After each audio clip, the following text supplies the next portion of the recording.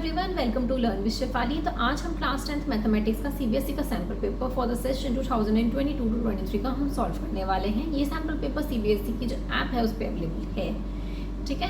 तो अगर आपको यूलाइक का सैम्पल पेपर भी चाहिए क्लास 10th मैथमेटिक्स का, तो आप मुझे कमेंट सेक्शन में ज़रूर बताइएगा। And please keep supporting me, आप सपोर्ट कीजिए, जब भी तो ज़्यादा से ज़्यादा बच्चों तक वीडियो पहुँच पाएगी। तो आप वीडियो को लाइक कीजिए, सब्सक्राइब कीजिए और शेयर भी कीजिए फ्रेंड्स के साथ वीडियो को, ठीक है। तो चलिए अब हम क्वेश्चन नंबर फर्स्ट से हम स्टार्ट करते हैं पेपर पेन पे सॉल्व करना। चलिए अब हम क्वेश्चन नंबर फर्स्ट करेंगे पार्ट ए का। पार्ट ए में जो है आपके ऑब्जेक्टिव क्वेश्चंस दे रखे हैं, मतलब कि 4 पार्ट्स होंगे, आपको उसमें से करेक्ट पार्ट जो है वो टिक करना होगा, ठीक है। तो पहला क्वेश्चन आपको क्या गिवन है, the king, queen and the jack of clubs are remove from the decks of 52 cards. देखो अब प्रोबेबिलिटी का क्वेश्चन है ये। तो किंग, क्वीन और जैक को जो है वो रिमूव कर दिया जाता है। 52 कार्ड्स होते हैं, उसमें से रिमूव कर दिया 3 कार्ड्स को, ठीक है। और रिमेनिंग कार्ड्स जितने भी बचते हैं उसको शफल कर दिया। अ card is drawn from the remaining card, the probability of getting a king is. तो आपको प्रोबेबिलिटी बतानी है सिंपली, ठीक है। तो चलिए अब 52 में से अगर 3 कार्ड्स को हटा देते हो तो आपका कितना हो जाता है, 52 माइनस 3 कर दोगे तो 49 हो जाएगा, ठीक है। और जो पॉसिबल आउटकम्स हो जाते हैं वो 3 हो जाते हैं, क्योंकि किंग, क्वीन और जैक को रिमूव कर दिया गया है, ठीक है। तो हम लिखेंगे कैसे इसको, हम यहाँ लिख सकते हैं number of possible outcomes. Number of possible outcomes कौन से हो गए, जो हमने रिमूव कर दिया था वो हो जाते हैं आपके 3, ठीक है। नेक्स्ट हम लिखेंगे टोटल आउटकम्स। तो number of total outcomes, total outcomes कितने हो जाते हैं, टोटल आउटकम्स हो जाते हैं 49, ठीक है। टोटल आउटकम 49 हो गए। तो रिक्वायर्ड प्रोबेबिलिटी जो होती है वो कितनी बन जाती है आपकी, तो आप यहाँ लिखोगे कि रिक्वायर्ड प्रोबेबिलिटी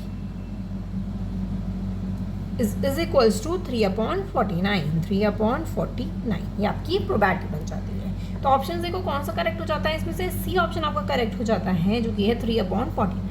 तो आप इस पर क्या कर दोगे, टिक कर दोगे, ठीक है। तो अगर ये 1 मार्क्स में ऐसे ऑब्जेक्टिव क्वेश्चंस में नहीं आता है तो आपको ऐसे सॉल्व करके दिखाना है। तो हम साथ साथ सॉल्व करते जा रहे हैं और टिक भी करते जा रहे हैं, चाहे कैसा भी क्वेश्चन है, ऑब्जेक्टिव आए या दूसरे इसे सॉल्व करना हो आपको, तो आप ऐसे कर सकते हो, ठीक है। सेकेंड देखते हैं, if theta is an acute angle. Acute angle कितने डिग्री के होते हैं, वो आपके होते हैं 62 डिग्री के। ये बहुत अच्छे से क्लियर है आपको। Such that sec square theta is equals to 3, then the value of, आपको इसकी वैल्यू बतानी है, tan square theta minus cos square theta, tan square theta plus cos square theta, ठीक है। इसकी वैल्यू बतानी है। सबसे पहले हमें क्या चीज़ गिवन है, देखो हमें ये चीज़ गिवन है कि sec स्क्वायर थीटा जो है वो आपका 3 है, ठीक है, 3 है। तो दैट मीन्स अगर मैं इसका स्क्वायर हटा दूँ तो ये क्या हो जाता है, √3/1 हो जाता है। तो दैट मीन्स ये क्या हो जाता है आपका, हाइपोटेनस अपॉन बेस, ठीक है।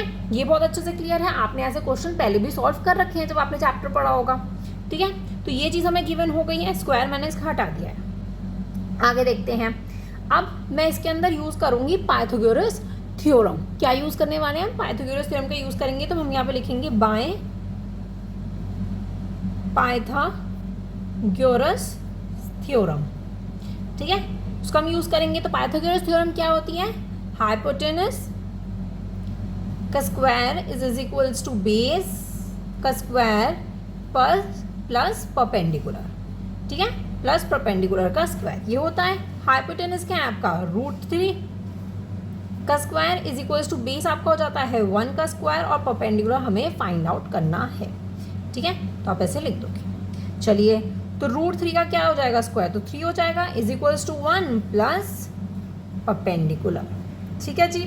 अब हम क्या करेंगे, इसको यहाँ ले आएंगे, तो ये हो जाएगा परपेंडिकुलर का स्क्वायर इज इक्वल्स टू 3, इधर आएगा तो 3 माइनस 1 हो जाएगा, दैट इज 2। तो ये क्या हो जाता है, परपेंडिकुलर आपका आ जाता है 2, ठीक है। अब हम tan स्क्वायर थीटा और कॉस स्क्वायर थीटा, इसकी हम वैल्यू निकालेंगे। देखो टेन थीटा की वैल्यू निकालेंगे और कॉस स्क्वायर थीटा की वैल्यू निकालेंगे, स्क्वायर की नहीं निकालेंगे, क्योंकि इस वैल्यू में हम दोनों की वैल्यूज़ को जब हम निकाल लेंगे तो तब हम जाके सॉल्व करेंगे। ठीक है, तो टेन स्क्वायर थीटा का आपको पता है कि टेन थीटा का हो जाता है परपेंडिकुलर अपॉन बेस होता है। ठीक है, तो परपेंडिकुलर हमने अभी अभी निकाला है, दैट इज 2 और बेस आपका है 1। ठीक है, तो आप एक चीज़ पे ध्यान दीजिए, यहाँ पे था स्क्वायर तो यहाँ पे 2 था, अब यहाँ पे खाली हमने परपेंडिकुलर लिया, स्क्वायर नहीं लिया है, तो दैट मीन्स ये हो जाता है आपका रूट में। ठीक है जी, इतना क्लियर है। चलिए कॉस स्क्वायर थीटा निकालते हैं। Cosec theta is equals to, ये क्या होता है आपका हाइपोटेनस होता है अपॉन परपेंडिकुलर होता है। ठीक है, इसका क्या निकल जाता है, हाइपोटेनस है आपका √3 अपॉन परपेंडिकुलर क्या है आपका √2। दोनों की वैल्यूज निकल चुकी हैं, अब हम इसके अंदर पुट कर देंगे।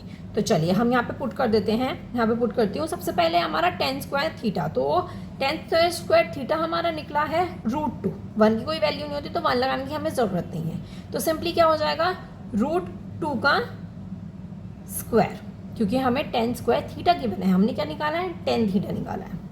ठीक है, नेक्स्ट देखते हैं माइनस कॉस स्क्वायर थीटा, ये आपको निकालना है, तो ये आपका है √3 अपॉन √2, इसका हम क्या कर देंगे, स्क्वायर कर देंगे। फिर से अपॉन में क्या आ जाता है, टेन स्क्वायर थीटा, तो दैट मीन्स हो जाएगा √2 का स्क्वायर। ठीक है, प्लस इसका हाथ दोबारा से स्क्वायर कर देंगे हम, तो √3 अपॉन √2 का स्क्वायर। ठीक है, इतना बहुत अच्छे से क्लियर हो रहा होगा। इसको हम फर्दर सॉल्व करते हैं, इसको फर्दर हम सॉल्व करेंगे तो ये आपको हो जाएगा 2 - 3 अपॉन 2 अपॉन 2 + 3 अपॉन 2। रूट का हम जब स्क्वायर करते हैं तो सिंपली वही वैल्यू आ जाती है, जैसे √3 है तो आपका 3 आ जाएगा, √2 है तो आपका 2 आ जाता है। ये अच्छे से क्लियर है। आगे सॉल्व करते हैं इसको, ये आ जाता है ऊपर आपका 1/2। इसको सॉल्व करोगे ना जब यहाँ पे 1 लगा के, तो ये आ जाएगा 1/2 और 7/2। ठीक है, अब इसको हम इसमें मल्टीप्लिकेशन में पहुंचा देते हैं, तो मैं यहाँ पे आगे सॉल्व कर रही हूँ, यहाँ पे हम फर्दर सॉल्व कर रहे हैं, तो ये हो जाता है आपका 1/2 इंटू 7 आपका नीचे रहेगा और 2 ऊपर चला जाएगा, तो 2/7 हो जाएगा। ये यहाँ से कट हो गया, कितना आ जाएगा, ये आ जाएगा आपका आंसर 1/7। ठीक है, तो आंसर आपका क्या निकल जाता है, 1/7।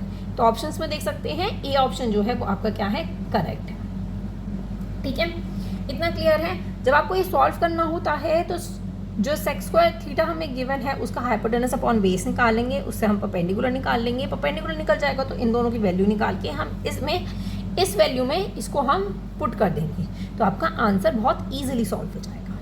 ठीक है, इंपॉर्टेंट क्वेश्चन है, एज अ क्वेश्चन आपका आ सकता है, तो इसे ध्यान से कीजिएगा।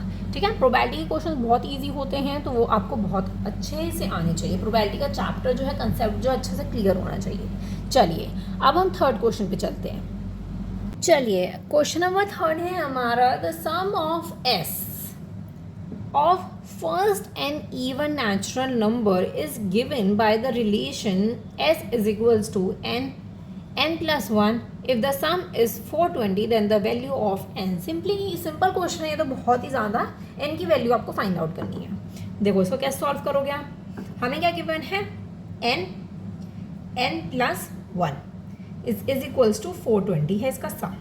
ठीक है, तो चलिए अब हम इसको क्या करेंगे, इसको सॉल्व करते हैं हम, तो ये हो जाएगा n का square plus n is equals to 420। इसको इंटू करा, फिर इसी को मैंने इससे इंटू करा 1 से। ठीक है, तो ये वैल्यू आ गई है। चलिए आगे देखते हैं, n का स्क्वायर प्लस n 120 को हम यहाँ ले आएंगे तो ये माइनस में 420 हो जाएगा और इज इक्वल्स टू 0। ऐसे तो हम सॉल्व कर पाएंगे इसे। ठीक है, चलिए आगे देखते हैं, आगे इसको कैसे सॉल्व कर सकते हैं। हम n जो दे रखा है वो हमें प्लस में गिवन है, तो ऐसा हमें करना है कि 1n आ जाए। तो सिंपली आपको पता है ये कैसे सॉल्व करना है, तो मैं इतना डिटेल में सॉल्व नहीं करवा रही हूँ, तो सिंपली मैंने सॉल्व कर लिया है ऑलरेडी। तो ये हो जाता है n का square plus 21n minus 20n। ठीक है, माइनस 420 इज इक्वल्स टू 0। ठीक है, अब हम क्या करने वाले हैं, अब हम कॉमन निकालेंगे इन दोनों में से। सबसे पहले तो n कॉमन आ जाता है, तो ये हो जाता है n + 21। ठीक है, इसमें इन दोनों में से कॉमन निकालेंगे, साइन बीच में आएगा माइनस का, तो 20 कॉमन आ जाएगा, तो ब्रैकेट में आ जाता है n माइनस, ये आपका आ जाएगा 21। ठीक है, जब आप इंटू करोगे तो 21 आ जाएगा इज इक्वल्स टू 0। ठीक है, तो अब यहाँ पे दो जो है हमारा बन रहा है, दैट इज एक तो ये बन रहा है n प्लस 21 और n माइनस 21, तो n प्लस 21 और n minus 20 is equals to 0। ठीक है, तो n हमारे कौन कौन से निकल जाते हैं, तो अगर मैं इसको करूँ तो n प्लस 21 को अगर मैं करूँ, ठीक है, तो ये n घूम के क्या आ जाएगा यहाँ पे, n is equals to minus 21 हो जाएगा। ठीक है, ऐसे ही अगर मैं n माइनस 20 को करती हूँ तो आपका हो जाएगा n इज इक्वल्स टू 20। जब हम इसको इधर लेके आएंगे तो ये प्लस साइन हो जाएगा। तो दो n हमारे निकल चुके हैं, एक पॉजिटिव है और एक नेगेटिव है। तो नेगेटिव वाला जो है n वो पॉसिबल नहीं होता है। ठीक है, हमें नेगेटिव वाला चूज़ नहीं करना होता, हमें पॉजिटिव वाला लेना होता है। तो हमारा n कितना निकल जाता है, 20 निकल जाता है। ठीक है, आप अगर क्वेश्चन ऐसा आता है सॉल्व करने का तो आप सिंपली यहाँ पे लिख देना कि माइनस 21 इज नॉट पॉसिबल। ठीक है, तो देखते हैं ऑप्शन में आपका ए ऑप्शन जो है वो क्या हो जाता है, करेक्ट हो जाता है। ठीक है, इतना क्लियर है। चलिए आगे देखते हैं। और में हमें गिवन है, और में हमें क्या चीज़ गिवन है, the root of the quadratic equations. जो रूट है क्वाड्रेटिक इक्वेशन का वो है 5 और -2। देन द इक्वेशन इज, हमें इक्वेशन बनानी है इसकी। ठीक है, तो हम इक्वेशन कैसे से बना सकते हैं, सिंपली आपको क्या करना होता है, कोई भी क्वाड्रेटिक इक्वेशन अगर किसी फॉर्म में हमें एक्सप्रेस करनी होती है तो of product of its factor के उसमें हम एक्सप्रेस करते हैं। ठीक है, तो मैं सबसे पहले क्या करूँगी, देखो मेरा क्या तरीका है इसे सॉल्व करने का। अगर मैं निकालती हूँ सम ऑफ द रूट का मैं सबसे पहले क्या निकालूंगी, सम निकालूंगी। तो क्या हो जाएगा हमारा 5, सम मीन्स प्लस, तो प्लस और नेगेटिव में 2 है तो क्या निकल आ जाता है हमारा, 3 निकल आ जाता है। ठीक है, ऐसे अगर मैं प्रोडक्ट करूँ, प्रोडक्ट ऑफ द रूट, अगर मैं इसका क्या करने लग जाऊँ, प्रोडक्ट करने लग जाऊँ, क्या हो जाता है 5 इंटू -2, तो आपका हो जाता है 5 2 = 10, लेकिन नेगेटिव में आ जाएगा। ठीक है, तो इससे हम सिंपली इक्वेशन बना सकते हैं। आपने एक फॉर्मूला पढ़ा है जिसमें हम यूज़ कर सकते हैं, दैट इज x का square minus sum of the root plus product of the root. ठीक है, आपने ये पढ़ा होगा, इज इक्वल्स टू 0, ये आप पढ़ चुके हैं ऑलरेडी। तो x का स्क्वायर हो जाएगा x का स्क्वायर माइनस 3x और प्लस में आपका पहुंच जाता है 10, सॉरी यहाँ पे माइनस आ जाएगा क्योंकि यहाँ पे -10 है, तो इज इक्वल्स टू 0। ये आपकी सिंपली आ जाती है, पूरी इक्वेशन बन के रेडी हो जाती है। या आप एक और तरीका कर सकते हो। एक और तरीका क्या हो सकता है हमारा, जो हमें गिवन है ना कि x ये पॉजिटिव में है तो ये नेगेटिव में हो जाएगा। दो हमें दे रखे हैं ना, तो एक x ये लेते हैं, एक x ले लेते हैं। तो अगर मैं इसको करूँ तो ये हो जाता है x - 5 इज इक्वल्स टू 0 हो जाएगा हमारा। और ऐसे ही हमारा -2 करेंगे तो ये x + 2 हो जाएगा जो कि इक्वल्स टू 0 हो जाएगा। ठीक है, इसको हम सॉल्व कर सकते हैं। इसको आप सॉल्व कर लो तो ये हो जाता है x का स्क्वायर, इसको इससे इंटू करो और इसको इससे इंटू करो तो ये हो जाता है प्लस, इसको फिर 2x से करूँगी, 2 से करूँगी तो 2x। ठीक है, फिर आ जाता है आपका माइनस, इसको इससे करूँगी तो 5x + 5 2 = 10, तो ये हो जाता है -10। ठीक है, क्योंकि 5 माइनस में ना तो -10, तो ये आता है 0।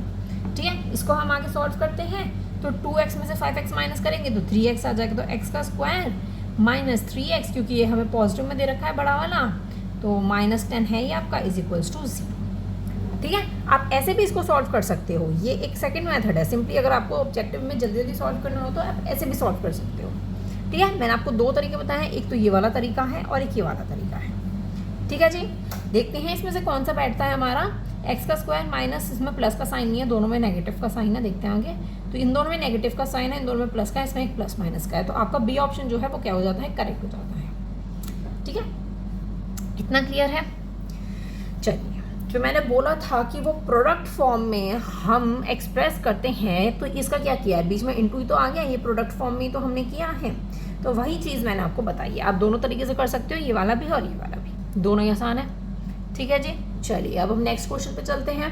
क्वेश्चन नंबर 4 है हमारा, if the centroid of the triangle की सेंट्रॉइड की अगर मैं बात करती हूँ, देखो मैं यहाँ पे बनाई देती हूँ एक ट्रायंगल। ये आपका एक छोटा सा ट्रायंगल है। ठीक है, इसका जो सेंट्रॉइड होगा by the points AB, BC और CA at the origin, then आपको वैल्यू इसमें बतानी है कि a cube plus B cube plus C cube किसके इक्वल होगा। ये आपको ऑप्शन दे रखे हैं 4, ठीक है। तो ये जो सेंटर होगा वो क्या होगा आपका 0,0 होगा, ठीक है। तो अगर मैं इसको बोल दूँ a b और c, ठीक है, तो इसका जो ट्रायंगल जो फॉर्म होता है दैट इज AB BC और CA, ठीक है। मैंने सेम वैसे ही बनाया आपका ट्रायंगल।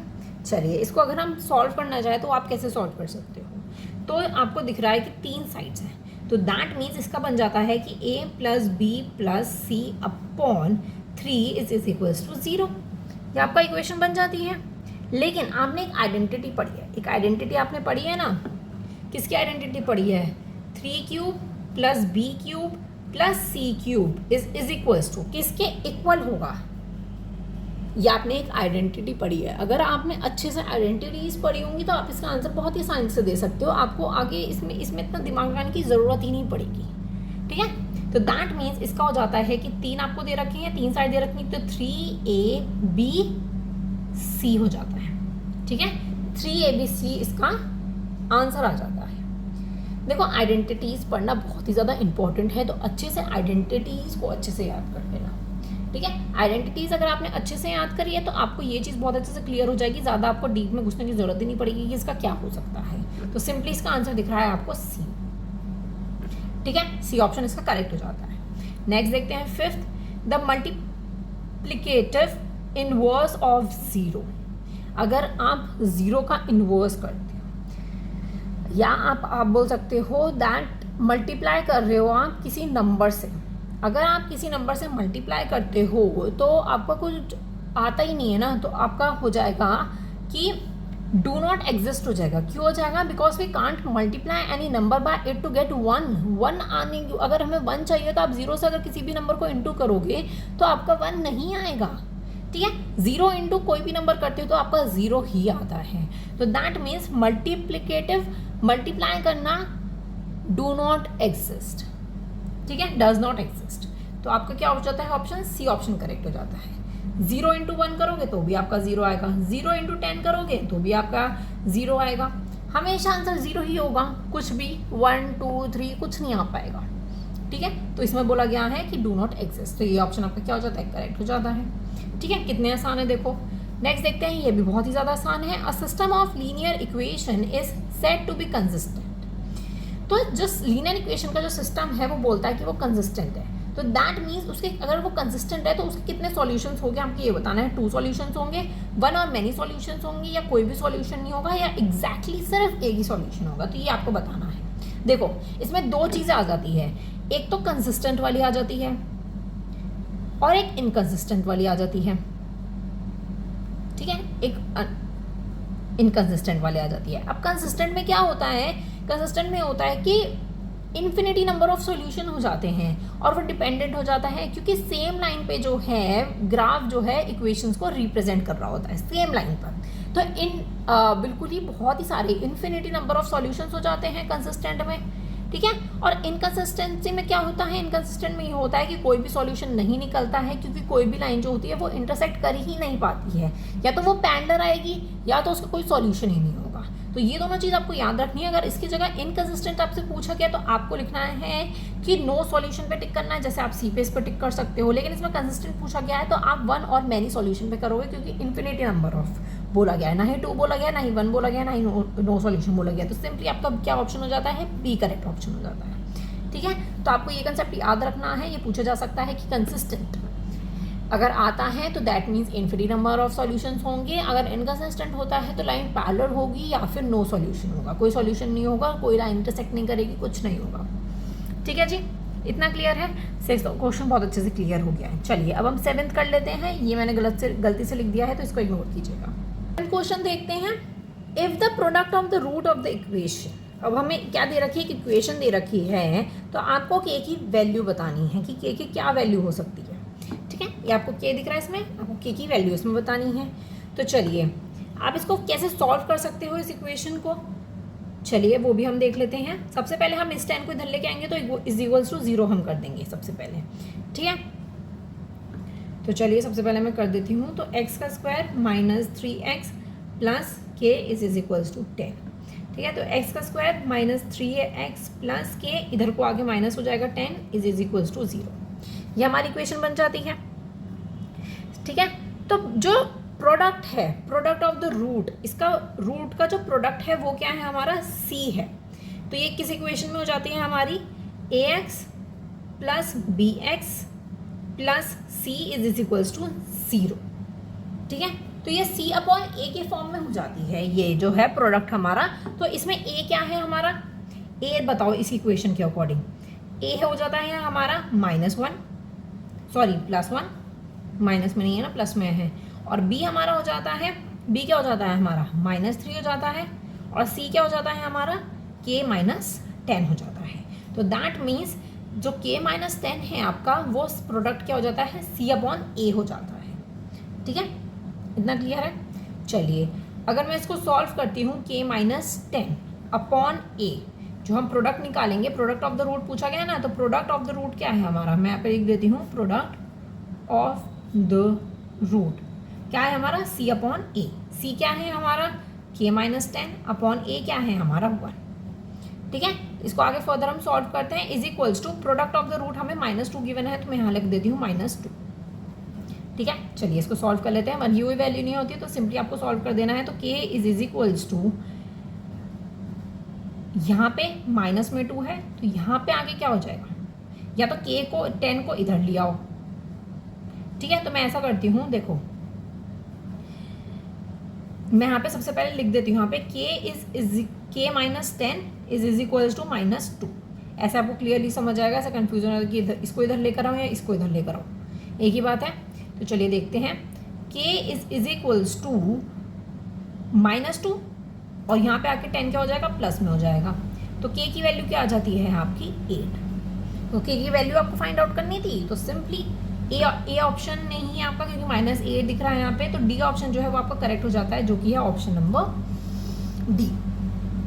ठीक है, ऑप्शन नंबर डी आपका करेक्ट हो जाता है, जो कि के की वैल्यू हमारी क्या निकली है, 8 निकली है। इतना क्लियर है। सबसे पहले आपको इस इक्वेशन को आपने इसके अकॉर्डिंग कर लिया कि ax plus B X plus C is equals to 0, इस फॉर्म में लिख दिया हमने। तो c अपॉन a जब हम करेंगे प्रोडक्ट इसका, तो आप सिंपली के की वैल्यू निकाल पाओगे। ठीक है जी, इतना क्लियर है।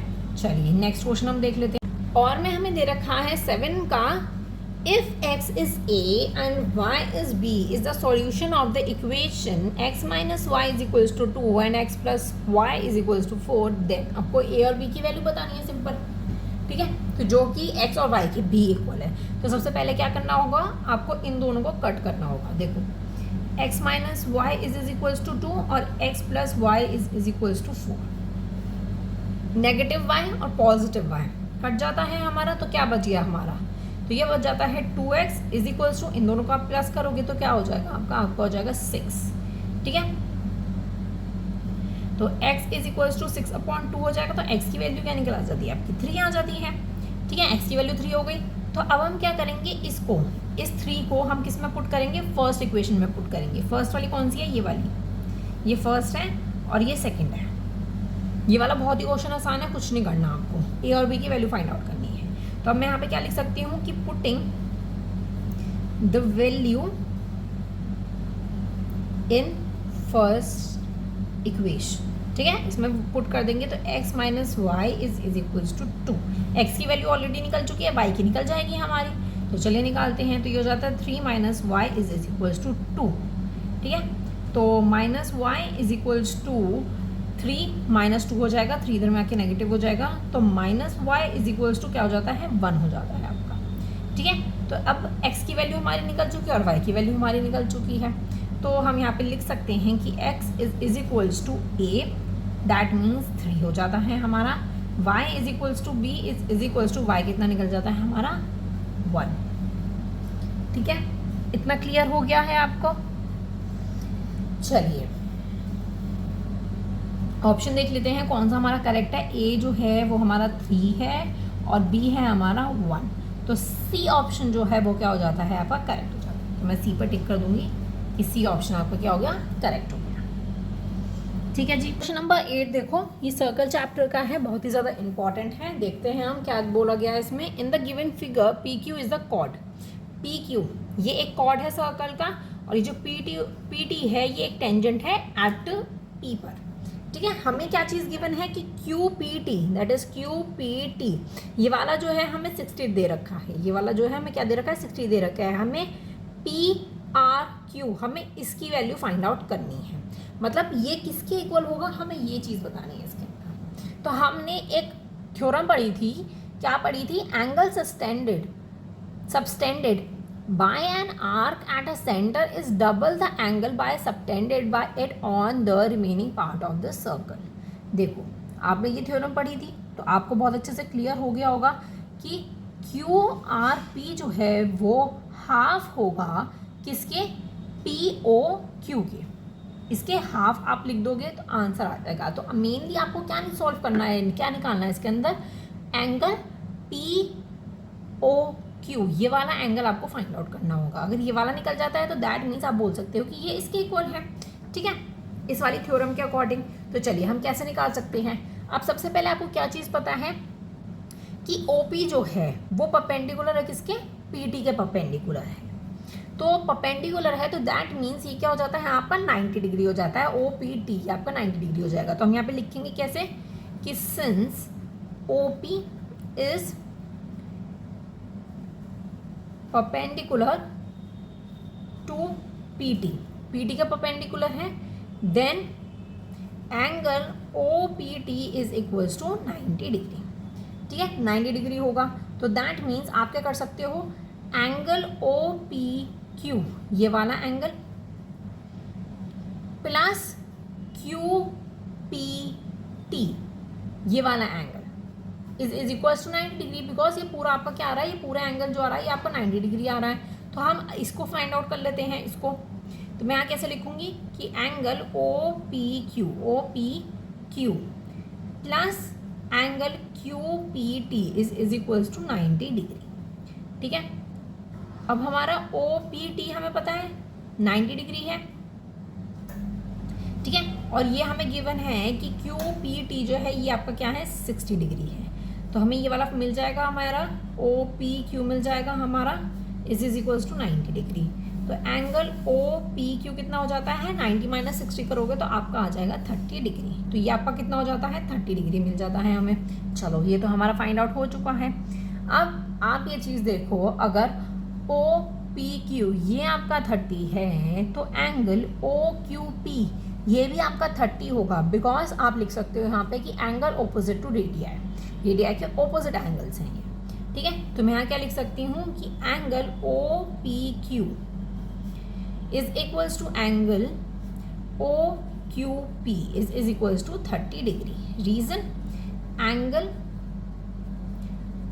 ओपोजिट टू रेडियाई, किसके ओपोजिट होगा, रेडियाई के ओपोजिट होगा। तो दैट मीन्स ये कितना निकल जाता है, ये भी आपका क्या निकल जाता है, 30 निकल जाता है।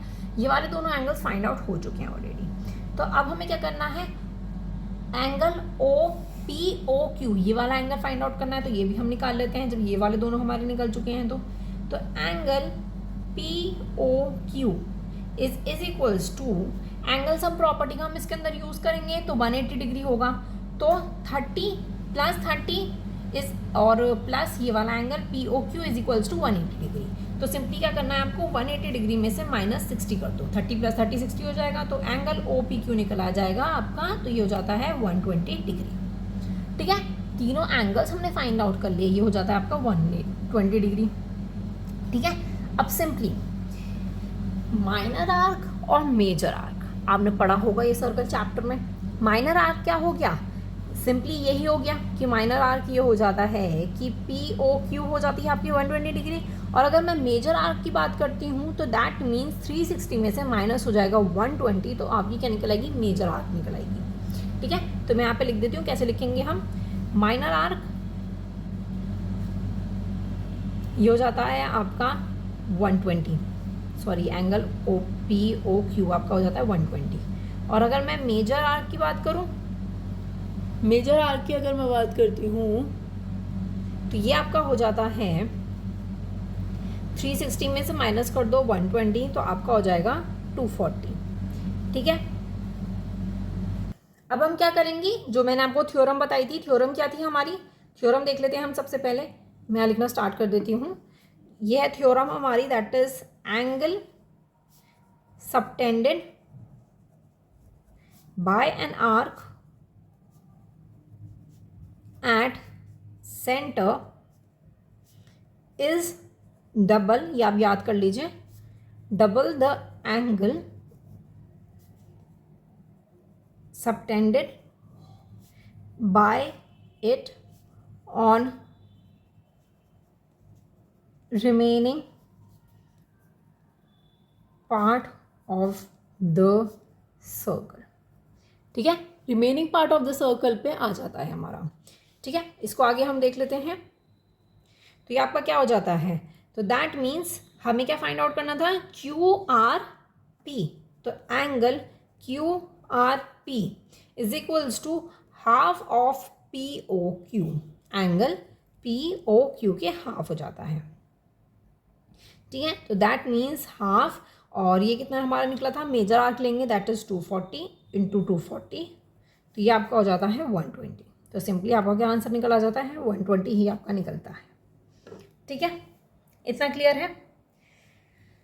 आई होप आपको ये सर्कल वाला क्वेश्चन बहुत अच्छे से क्लियर हो गया होगा। हमने कुछ नहीं किया है, हमने एंगल सम प्रॉपर्टी का इसके अंदर यूज़ किया है। ये वाला एंगल हमने फाइंड आउट किया, ये वाला फाइंड आउट किया, ये वाला फाइंड आउट किया, फिर हमने ये वाली थ्योरम लगाई। थ्योरम लगाने के बाद बोल दिया कि Q R P is a half of P O Q angle. ठीक है, तो सॉल्व हो गया। कितना ईजी था, कुछ करने की थोड़ा ज़रूरत थी, ज़्यादा कुछ भी मुश्किल नहीं था। एंगल सम प्रॉपर्टी हम सब ने पढ़ी ही है, और आपने ये थ्योरम भी बहुत ही अच्छे से पढ़ी है। चलिए अब हम नेक्स्ट क्वेश्चन करते हैं। ओके, क्वेश्चन नंबर 9 देखते हैं। क्वेश्चन नंबर 9 क्या है, in the given figure X Y is parallel to B C. ये गिवन फिगर है हमारी, एक्स वाई जो है वो बी सी के पैरेलल है। If A X is equal to 3 centimetre, X B is 1.5 centimetre and B C, ये जो बी सी है ये 6 सेंटीमीटर है। ठीक है, तो अब आपको इसमें क्या बताना है, आपको एक्स वाई की वैल्यू बतानी है। तो आप इसको कैसे सॉल्व कर सकते हो, देखो हमें ये चीज़ पता है कि एक्स वाई जो है वो पैरेलल है बी सी के। ठीक है, so from triangle A B C and triangle A X Y. ठीक है, ए एक्स वाई वाला जो ट्राइंगल है, इन दोनों ट्राइंगल्स में हम देखेंगे क्या चीज़ कॉमन है। सबसे पहले तो एंगल ए हमें कॉमन दिख रहा है। ठीक है, तो मैं लिखूंगी angle A is equals to angle A, और ब्रैकेट में लिख दूंगी कॉमन। ठीक है, ये चीज़ कॉमन आ गई। और एंगल ए एक्स वाई और हमारा ये कॉरस्पॉन्डिंग एंगल्स हो जाते हैं ए बी सी। तो मैं लिख दूंगी कि angle A X Y is equals to angle A B C, bracket में आ जाएगा कॉरस्पॉन्डिंग एंगल्स। ठीक है, तो इसके अंदर कौन सा क्राइटेरिया हो रहा है, इसके अंदर हो रहा है बाय ए सिमिलैरिटी। ठीक है, ये वाला क्राइटेरिया इसके अंदर हो रहा है। ठीक है जी, अब हम क्या करेंगे, रेशियो देखेंगे कॉरस्पॉन्डिंग साइड्स का। तो रेशियो कैसे हम देख सकते हैं, X Y upon B C, ये हमें गिवन है कि X Y upon B C is equals to A X और A B, A X upon A B, ये हो गया हमारा कॉरस्पॉन्डिंग यहाँ पे देखो ना, ए एक्स और ए बी। ठीक है, तो यहाँ हम लिख देंगे कि रेशियो ऑफ कॉरस्पॉन्डिंग साइड्स। ठीक है, ये हम यहाँ लिख देंगे। एक्स वाई हमारा कितना है, एक्स वाई हमें पता नहीं है, तो X Y upon B C है हमारा 6, ए एक्स है हमारा 3 और ए बी है आपका 4.5। इसको और इसको प्लस कर देंगे तो 4.5 हो जाता है। इसको फर्दर सॉल्व करते हैं तो ये आपका हो जाएगा 3 इंटू 6 हो जाएगा अपॉन 4.5 हो जाएगा। ठीक है, इसको हम कट करते हैं। इसको जब आप कट करोगे तो आपका आंसर आ जाएगा 4 सेंटीमीटर। ठीक है, तो एक्स वाई की वैल्यू क्या निकल जाती है, किसके इक्वल है, एक्स वाई 4 सेंटीमीटर के इक्वल है। तो 4 सेंटीमीटर पे आप क्या कर दोगे, टिक कर दोगे, डी ऑप्शन। ठीक है, इतना क्लियर है। और में भी हमें सेम क्वेश्चन ही गिवन है, और में देखते हैं कैसे सॉल्व करना है। In the adjoining figure angle P Q R is equals to angle P R S. ये वाले दोनों एंगल्स हमें इक्वल बोले गए हैं, और बोला गया है कि पी आर, जो पी आर है ये हमारा 8 सेंटीमीटर आ जाता है, पी एस आपको 4 दे रखा है, पी एस ये आपको 4 दे रखा है, और पी क्यू हमें बताना है किसके इक्वल है। ठीक है, पी क्यू किसके इक्वल आ रहा है। चलिए हम सबसे पहले जैसे हमने ये वाला क्वेश्चन सॉल्व किया है ऊपर वाला, वैसे ही हमें सॉल्व करना है। हमें लेना है दो ट्रायंगल्स आपको दिख रहे हैं कि इन triangle P Q R triangle और P R S and triangle P R S. ठीक है, क्या क्या चीज़ें इक्वल दे रखी है हमें। एक तो ये हमें इक्वल दे रखा है कि angle P Q R is equals to angle P R S के इक्वल है, ये चीज़ हमें ऑलरेडी गिवन है। और पी दोनों में कॉमन है, angle P is equals to angle P.